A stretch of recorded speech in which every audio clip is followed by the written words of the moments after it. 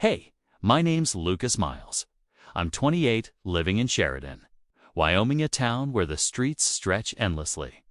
The mountains cradle the horizon, and everyone knows your business before you even speak. Life here is predictable. I work as an electronics engineer at a small repair shop, fixing circuit boards, repairing wiring, and occasionally dealing with ancient ranch machinery. My days follow the same pattern. Clock in at 8 a.m., grab a black coffee at the corner diner, maybe hit the local baseball field, then return to my one-bedroom apartment. My only company is an old acoustic guitar I strum when the silence grows too heavy. I wasn't always this solitary. I had my brother, Evan, 5 years older, loud, charming, unstoppable. He could light up a room with a laugh, a quick joke, a mischievous grin. I was the quiet one, the observer, the shadow to his light. We balanced each other. I kept him from making disastrous choices.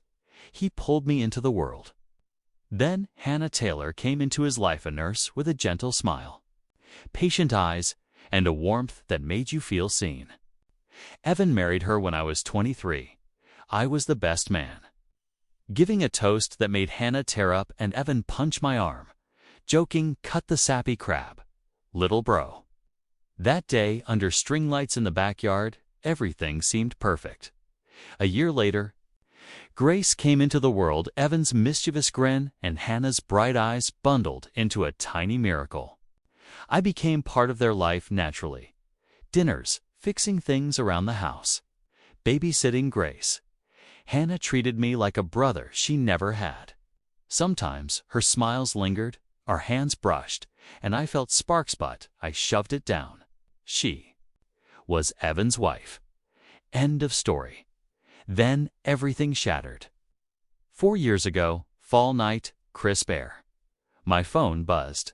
Hannah's name, Evan's in an accident. He's gone.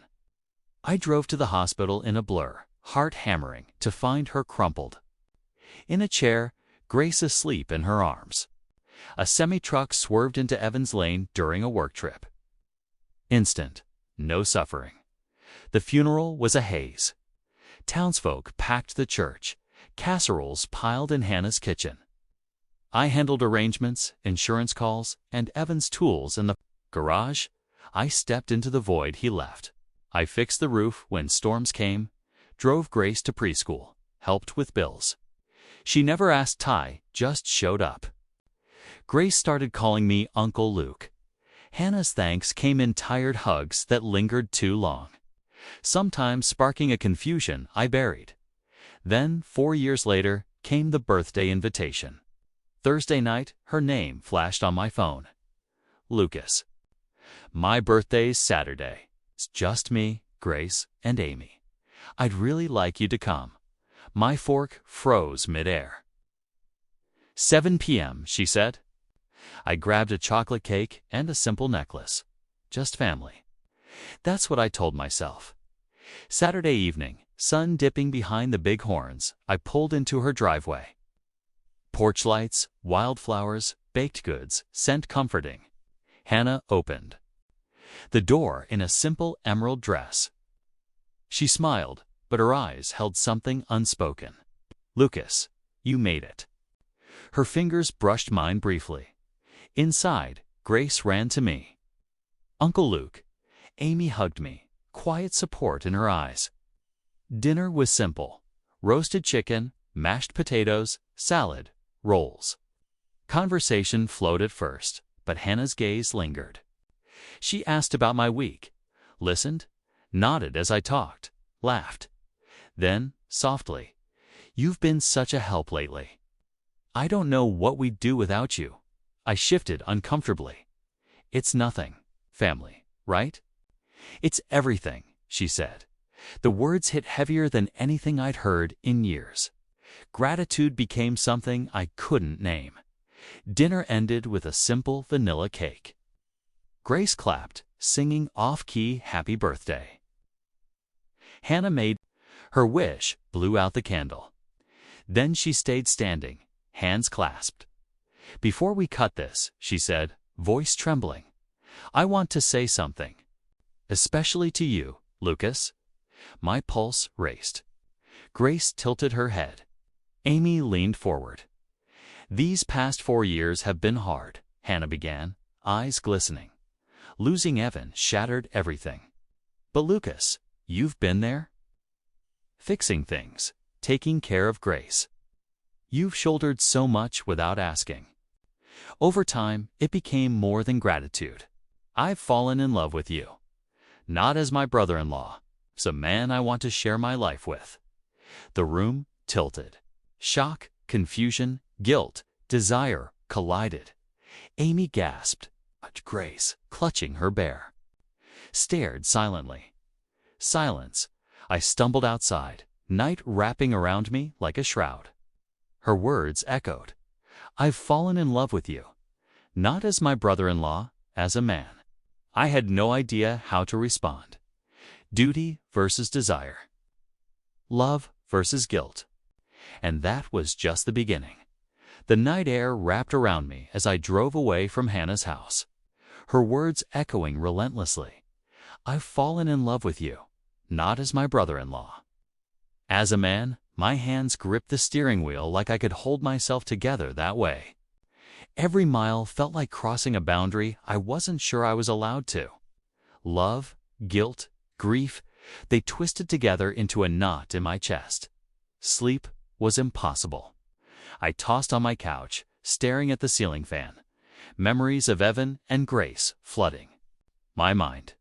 The first baseball game Evan ever taught me. The backyard fights that ended in fist bumps. The promises we made about always protecting each other's family. And now, it felt like I was stepping into forbidden territory. Morning came, crisp and golden. Wyoming lights spilling into my apartment. Coffee in hand, I stared at my phone. Hannah had messaged, "Lucas, if you don't want to talk or see me, I understand. But could we meet once more so I can explain?" My thumb hovered over the reply button. Running away was tempting, but I couldn't. Not after everything. I arrived at her house that afternoon. Grace was at a play date. It was just us.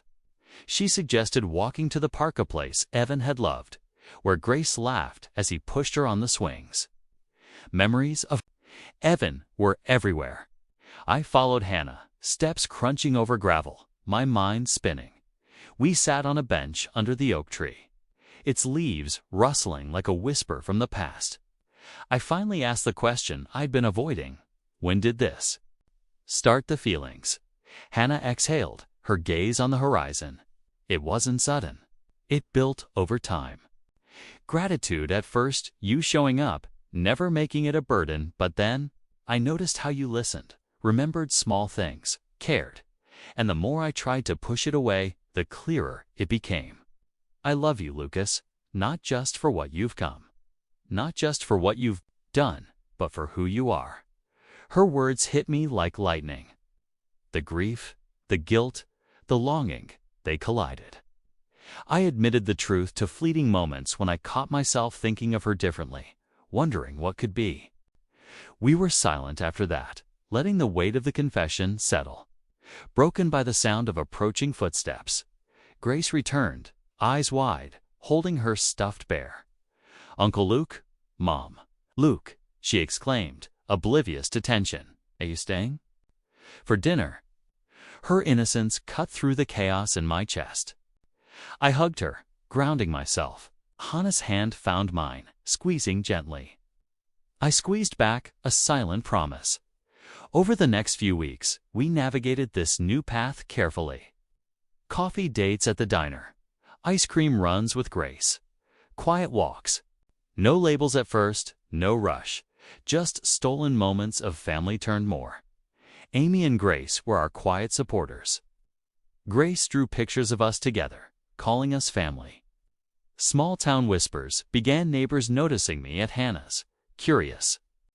Co-workers, but we stayed steady. I faced the judgment head-on. Mom called, concerned about gossip at church. I reassured her. We're careful. We're still family, just navigating this new life. Some people whispered, some avoided us, but the core support Hannah, Grace, Amy, and a few steadfast friends was enough.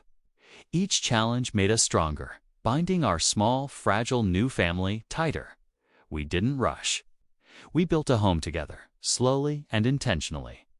Weekends spent teaching Grace guitar chords, helping with homework, or tending a small garden in the backyard. Evenings became sacred. Dinner, stories, laughter. We talked about Evan openly, remembering him in ways that healed rather than hurt. Eventually, we made the decision to move in together. A modest house on the edge of town, cozy and bright. Grace directed where her toys went. Hannah traced her fingers over Evan's photo on the mantel, whispering, "He belongs here, always." I wrapped my arm around her. And so do we. I said, life settled into a rhythm that was new yet familiar. Mornings for coffee and school runs, work at the shop, evenings for family. Even difficult conversations about Evan with Grace became opportunities to bond. "He loved you so much," I'd tell her, holding back tears. Hannah would add, "and he'd want us happy now." We didn't need a grand proposal. One rainy afternoon, watching Grace splash in puddles, I asked, "What if we made it official?" Hannah smiled softly. "Yes, but our way. Small, meaningful." Our backyard ceremony followed that spring. Intimate and perfect Grace, scattering wildflowers. Amy reading a poem about second chances. Mom giving her blessing with tears streaming. Evan would have been proud. Gossip in Sheridan faded with time. We weren't hiding, but we weren't flaunting. Our love became part of everyday life. Cheering at Grace's soccer games, sharing dinner, quiet walks under Wyoming stars. We learned that happiness wasn't about erasing the past, was about carrying it forward, honoring it, and building something new. One crisp fall evening, Hannah and I sat on the porch, blanket around us, watching Grace chase fireflies. The stars emerged overhead, and she whispered, "I never imagined daring to live like this again. Thank you for not giving up, for not letting me stay stuck in the dark." I pulled her closer. "Thank you for being brave enough to say it first. Evan, he'd want this." She smiled, real and radiant. "I feel it. He is." In that moment, I understood. We were not betraying the past. We were carrying it with us, weaving love and loss into a life that was ours to build. Two broken paths merging into one. Stronger together. Alive, fully alive, for the first time in years. Grace ran to us, breathless, holding a firefly. We watched it glow before it flew into the night, a flickering light in the darkness like hope itself. Our home behind us alive with warmth. And, for the first time, I wasn't just surviving. I was living, gratefully, with the family we had chosen.